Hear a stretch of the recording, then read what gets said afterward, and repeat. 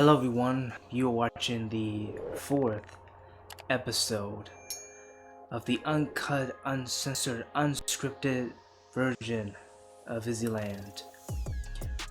For today's episode, I wanted to talk about universal basic income, or UBI for short, and going into details as to how it can be the history behind it and how crucial component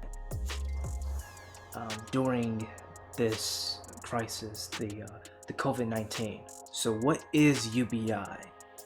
UBI is essentially a sort of monthly allowance, a monthly financial relief where anyone can essentially qualify. And in this case, all you gotta do is be a citizen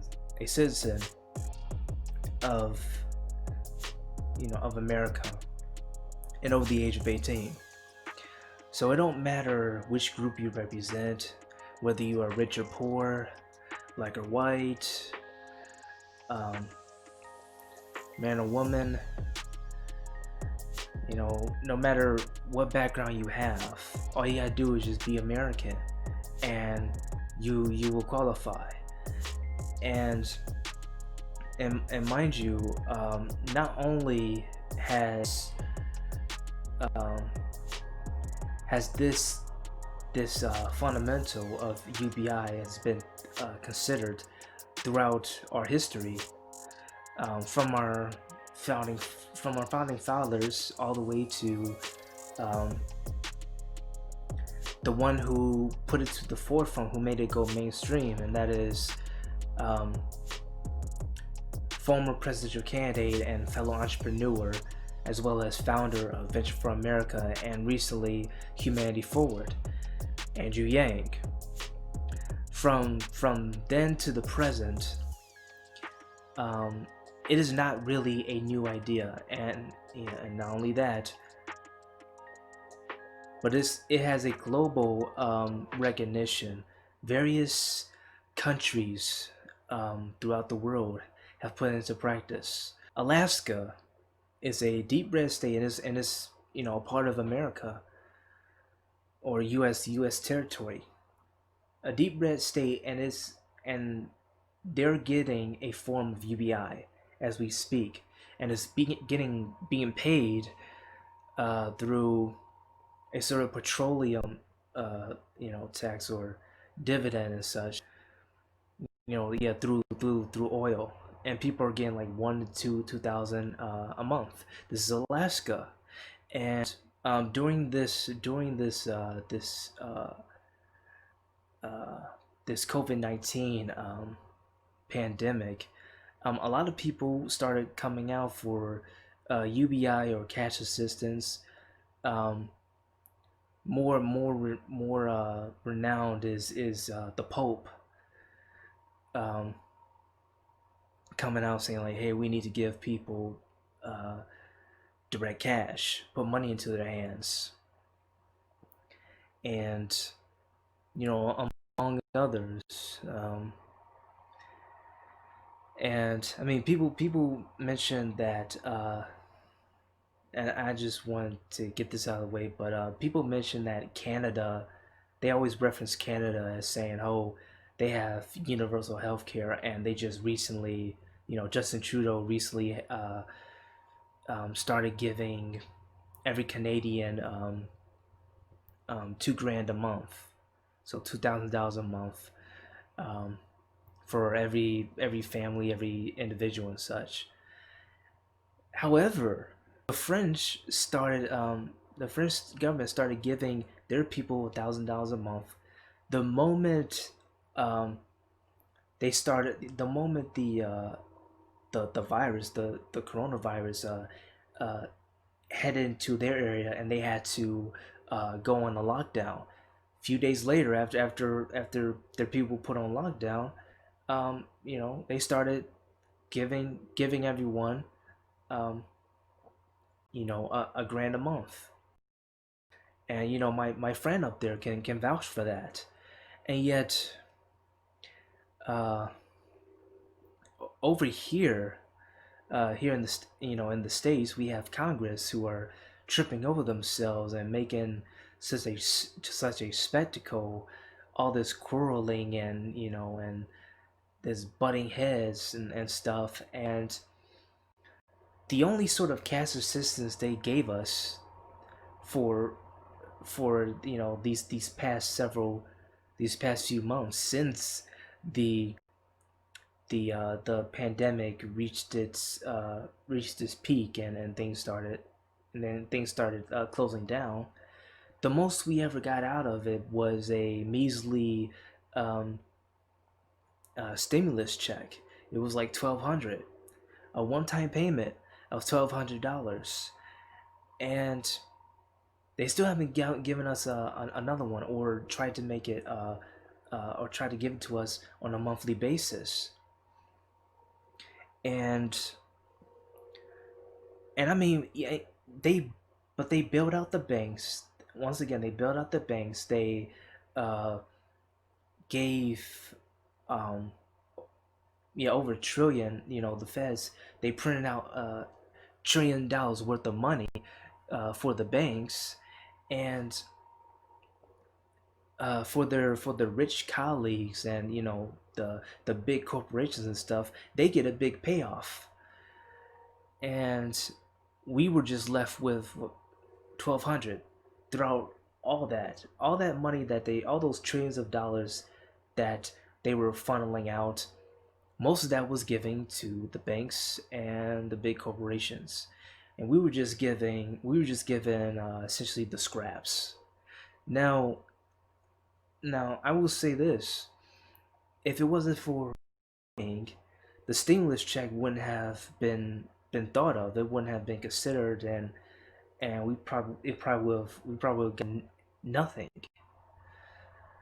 Um, Still, it's still not much. And once again, the powers that be screwed us over, and they're not really taking this matter seriously.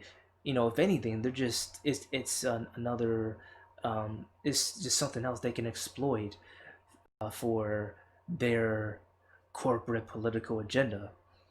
And so yeah, they're turning into another, I don't know what it is, just a whole bunch of noise. Meanwhile, a lot of us are suffering. A lot of us are getting frustrated. Well, we've always been like that, and we still have we currently have like the lowest life expectancy in the history of our existence. Okay, people are dying, people are suffering, and um, a lot of people are out of jobs, and there's a big major threat that we're heading into uh, the modern day Great Depression. That's the imminent threat right now. If we don't start giving uh, people money, or get some form of UBI out there.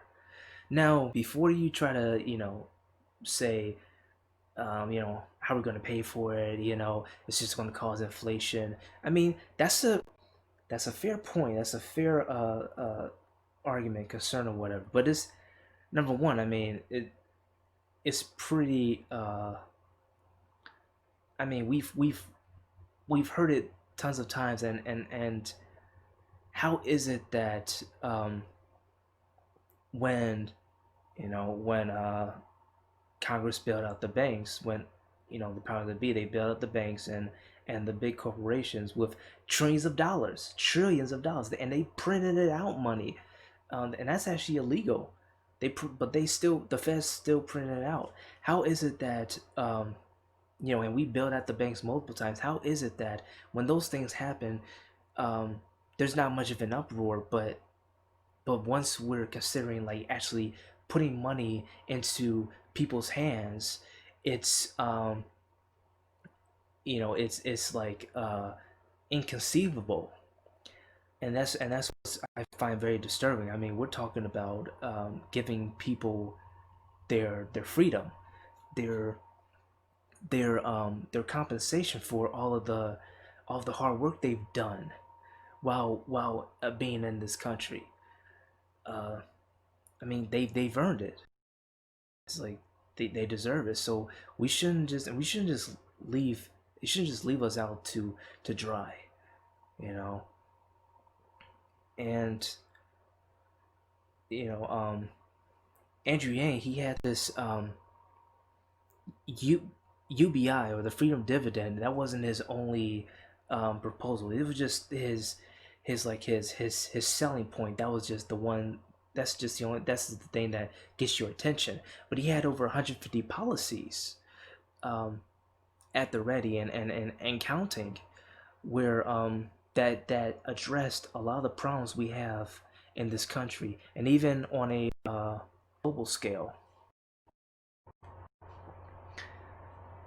And there are very important ones that address not only the payment but the corruption that we have uh, on the Hill, by the powers that be, and throughout our society and stuff, and just yeah, socially and economically. So for UBI, he suggests that if we're going to pay for it, he recommended he put forth a what is called a value added tax. Again, like UBI, um, it has history, and is not a new idea.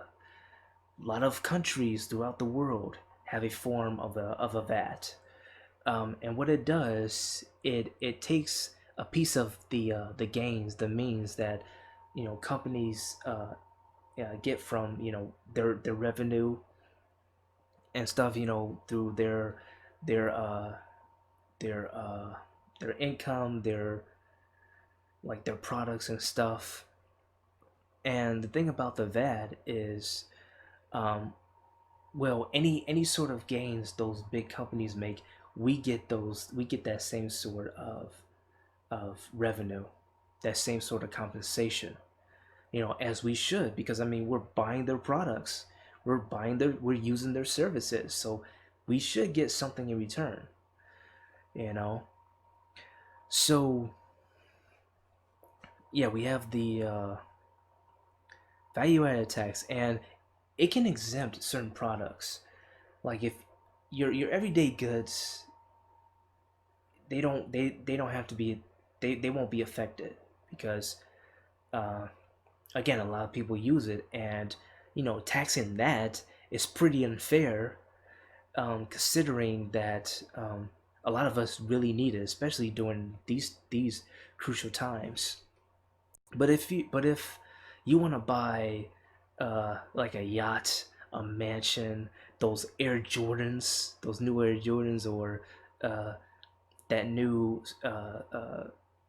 leather suit, or that that special uh, Fuji water or whatever, yeah, that stuff gets taxed because it's luxurious. It's those luxurious goods, and yeah, and I feel like that's a pretty sensible idea. And I mean, it's so practical and so well known that it's baffling that we haven't implemented something like this years ago. Oh, and but I'm not done. Andrew Yang, he also had well, he wanted to furthermore update the GDP, or update everything, update the GDP, update the Supreme Court, Congress, the entire our entire systems.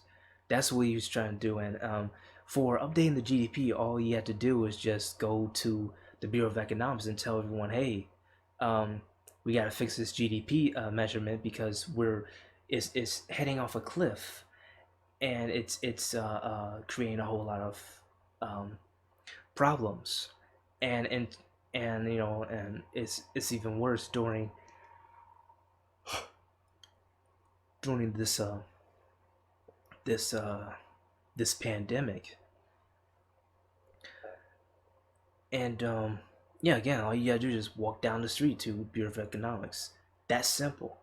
and also have shorter term limits because uh, the people in the Supreme Court, they shouldn't be serving, they shouldn't be serving until the day they die, because it's like it's almost like a lifetime term right now, and we need to have fresh new faces and stuff. But the other biggest proposal he had was, yeah, I know he had others, but the biggest one he had that was very important and can address the sort of corruption we have in our systems and throughout our economy, throughout our society. Democracy dollars, giving every American a like a sort of only to use for um, for campaigns.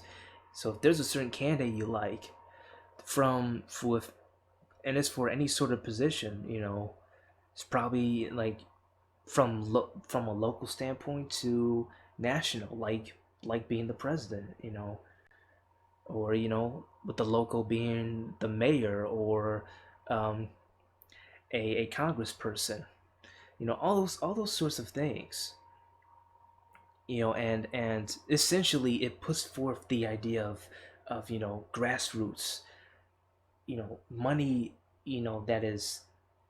that has been gained from the working class, the work, us, the American people, rather than the big corporations and the rich folks and stuff.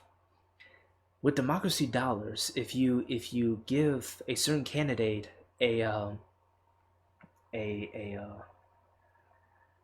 like, let's say each all of you give that one candidate $100 worth of democracy dollars, and that candidate is approached by one of the lobbyists and go, hey, I got 20 to 30 grand for you, if you do this or that.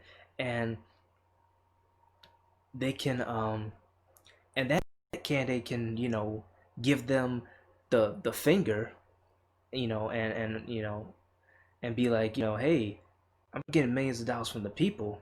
I mean, I don't need your blood money. Okay. So, and that will bring us into the right direction. Then there's also ranked choice voting, and stuff like that. But yeah, democracy dollars is very important among fixing the GDP. This is what he was offering. And that's why when if you're very serious about um, putting forth UBI, you should consult with Andrew Yang, because I mean this guy did his homework and had over 150 policies, and not just at random, because he had too much time in his hands. No, he again, he did his homework and he said, okay, he essentially created this formula saying, okay, um, how are we going to address these issues, and then any sort of concern you have, especially how we're going to pay for the UBI. He's considered that you know ahead of time, and this is what he came up with. He came up with these 150 policies, and but right now, those things come later. But right now, we just need to get the money into the people's hands.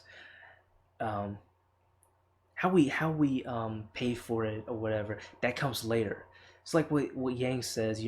Right now our house is on fire and we need to put it out with water. It's like and it doesn't matter how much the water costs. You just need to put out the fire. He always gives that analogy. Because and we're burning, like we're really burning. We're almost burned to the ground. So and this is a state of emergency. We got to do something, and the quickest way to address these sorts of issues is to put money directly into people's hands. They can make their own decisions. They can, they'll have a more flexibility. Let alone they can, not only that they can especially pay their bills, and it will get that boot off their throat, like Yang also says. And yeah, they'll actually gain the incentive to work more, to contribute in any way they can, Um, even might even have the energy to uh, move, or even might have the option to move, or have the energy to run for Congress or any of those things.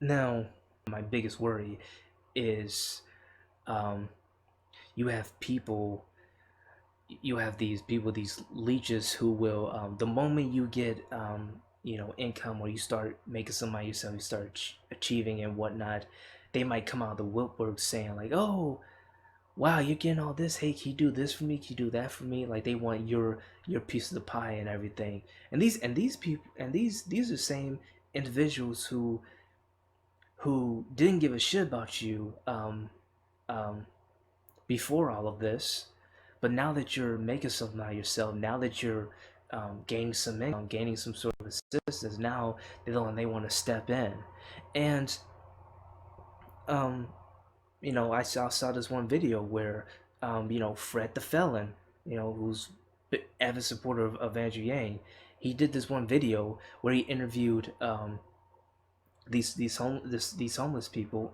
telling them about, universal basic income. Two of them mentioned that, uh, they were afraid that once you get that money, you'll get these social vampires and these leeches who just want to take the credit. They want to, like, get into their life, and just because of what they have. And I mean, we all know these people. We have our own stories, um, but we can't just ignore it. And these same people, not only have they just like shit, they're they're the main reason why we have the lowest life expectancy, why we have mass shootings and stuff like that, the negligence, and people who just, who